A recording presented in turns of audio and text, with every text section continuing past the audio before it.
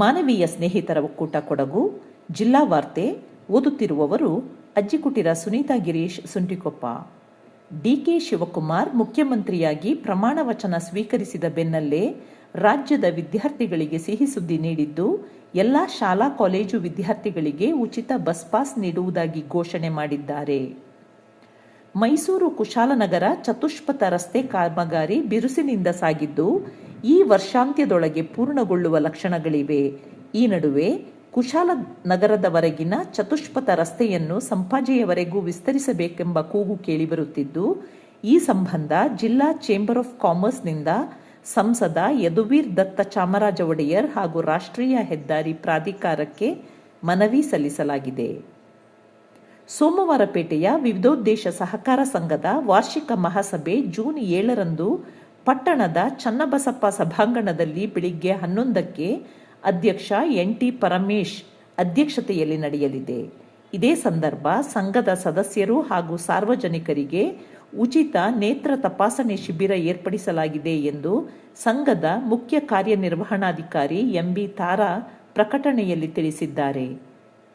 2004-2005 ಶೈಕ್ಷಣಿಕ ಸಾಲಿನಿಂದ 2019-20 ಸಾಲಿನವರೆಗೆ ಕಾಲೇಜಿನಲ್ಲಿ ಪ್ರವೇಶ ಪಡೆದು ಕಾರಣಾಂತರಗಳಿಂದ ಪದವಿ ಪರೀಕ್ಷೆಯಲ್ಲಿ ಅನುತ್ತೀರ್ಣಗೊಂಡು ಪದವಿ ಪೂರ್ಣಗೊಳಿಸಲು ಸಾಧ್ಯವಾಗದ ವಿದ್ಯಾರ್ಥಿಗಳಿಗೆ ವಿಶೇಷ ಪ್ರಕರಣವೆಂದು ಪರಿಗಣಿಸಿ ಅಂತಿಮ ಬಾರಿಗೆ ಪರೀಕ್ಷೆ ಬರೆಯಲು ಅವಕಾಶ ಕಲ್ಪಿಸಲಾಗಿದೆ.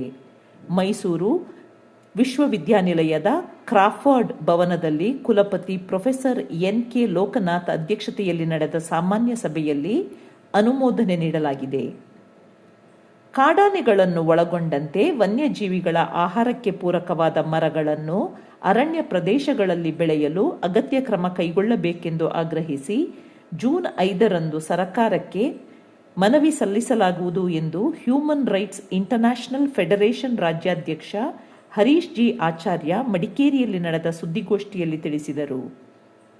ಮುಂಗಾರು ಆರಂಭದ ಅವಧಿಯಲ್ಲಿ ಮೀನುಗಳ ವಂಶಾಭಿವೃದ್ಧಿ ಚಟುವಟಿಕೆಗಳು ನಡೆಯುವುದರಿಂದ ಪ್ರತಿ ವರ್ಷದ ಜೂನ್ 1ರಿಂದ ಜೂನ್ 30ರವರೆಗೆ ರಾಜ್ಯದ ಎಲ್ಲ ಸರ್ವ ಋತು ಕೆರೆಗಳು, ಜಲಾಶಯಗಳು, ತೊರೆಗಳು, ಅಳಿವೆಗಳು ಮತ್ತು ನದಿಗಳಲ್ಲಿ ಮೀನು ಹಿಡಿಯುವುದನ್ನು ಸಂಪೂರ್ಣವಾಗಿ ನಿಷೇಧಿಸಲಾಗಿದೆ.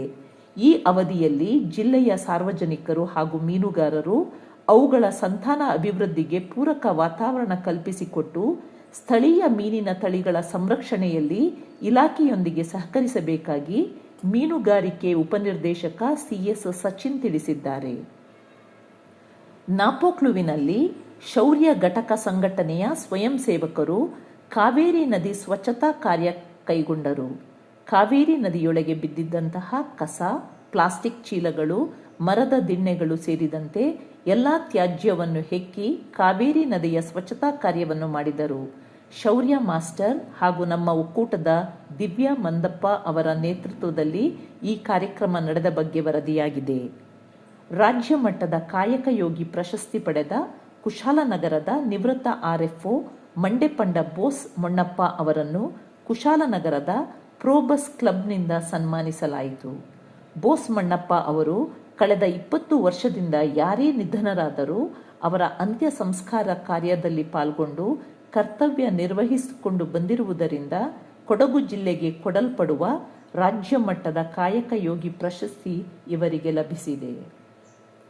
ಕರ್ನಾಟಕ ನಾಟಕ ಅಕಾಡೆಮಿ ವತಿಯಿಂದ ರಂಗಭೂಮಿ ಕ್ಷೇತ್ರದ ಕಲಾವಿದರನ್ನು ಪರಿಚಯಿಸುವಂತಹ ಬೃಹತ್ ರಂಗ ಸಂಪುಟವನ್ನು ಹೊರತರಲು ತೀರ್ಮಾನಿಸಲಾಗಿದ್ದು, ಈ ಸಂಬಂಧ ರಂಗಭೂಮಿಯಲ್ಲಿ ಕೆಲಸ ಮಾಡುತ್ತಿರುವ ನಟರು, ನಿರ್ದೇಶಕರು, ನಾಟಕಕಾರರು, ಸಂಗೀತ ತಜ್ಞರು, ರಂಗ ಕುಶಲಕರ್ಮಿಗಳು ಹಾಗೆ ನೇಪಥ್ಯದಲ್ಲಿ ಕೆಲಸ ಮಾಡುತ್ತಿರುವ ಆಸಕ್ತ ಕಲಾವಿದರು ತಮ್ಮ ವಿವರಗಳನ್ನು ಕರ್ನಾಟಕ ನಾಟಕ ಅಕಾಡೆಮಿ ಬೆಂಗಳೂರು ಇಲ್ಲಿಗೆ ತಮ್ಮ ವಿವರಗಳನ್ನು ನೀಡಬಹುದು ಎಂದು ಕನ್ನಡ ಮತ್ತು ಸಂಸ್ಕೃತಿ ಇಲಾಖೆಯ ಸಹಾಯಕ ನಿರ್ದೇಶಕ ಕುಮಾರ್ ತಿಳಿಸಿದ್ದಾರೆ. ಕೊಡಗು ಜಿಲ್ಲಾ ಹಾಪ್ಕಾಮ್ಸ್ ಆಶ್ರಯದಲ್ಲಿ ಇದೇ ಮೊದಲ ಬಾರಿಗೆ ಸಾರ್ವಜನಿಕರ ಬೇಡಿಕೆಯ ಮೇರೆಗೆ ಗೋಣಿಕೊಪ್ಪಲುವಿನಲ್ಲಿ ಮಹಾಮೇಳವನ್ನು ತಾರೀಕು 5ರಿಂದ 7ರವರೆಗೆ 3 ದಿನಗಳ ಕಾಲ ಆಯೋಜಿಸಲಾಗಿದ್ದು, ದಿನಾಂಕ 5ರಂದು ಬೆಳಿಗ್ಗೆ 11 ಗಂಟೆಗೆ ಗೋಣಿಕೊಪ್ಪದ ಬಸ್ ನಿಲುಗಡೆ ಸಮೀಪದ ಗ್ರಾಮ ಪಂಚಾಯಿತಿ ಮಳಿಗೆಯಲ್ಲಿ ಮಾವು ಮೇಳದ ಉದ್ಘಾಟನೆ ನಡೆಯಲಿದೆ.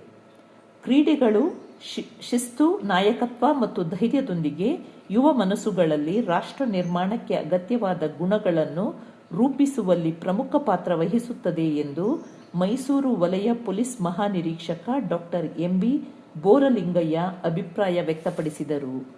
ಕೂಡಿಗೆಯ ಕೊಡಗು ಸೈನಿಕ ಶಾಲೆ ಆವರಣದಲ್ಲಿ ಏರ್ಪಡಿಸಲಾಗಿರುವ ಅಖಿಲ ಭಾರತ ಅಂತರ ಗುಂಪು ಫುಟ್ಬಾಲ್ ಪಂದ್ಯಾವಳಿ ಉದ್ಘಾಟನಾ ಸಮಾರಂಭದಲ್ಲಿ ಪಾಲ್ಗೊಂಡು ಅವರು ಮಾತನಾಡಿದರು. ಇಲ್ಲಿಗೆ ಜಿಲ್ಲಾ ವಾರ್ತೆ ಮುಕ್ತಾಯವಾಯಿತು.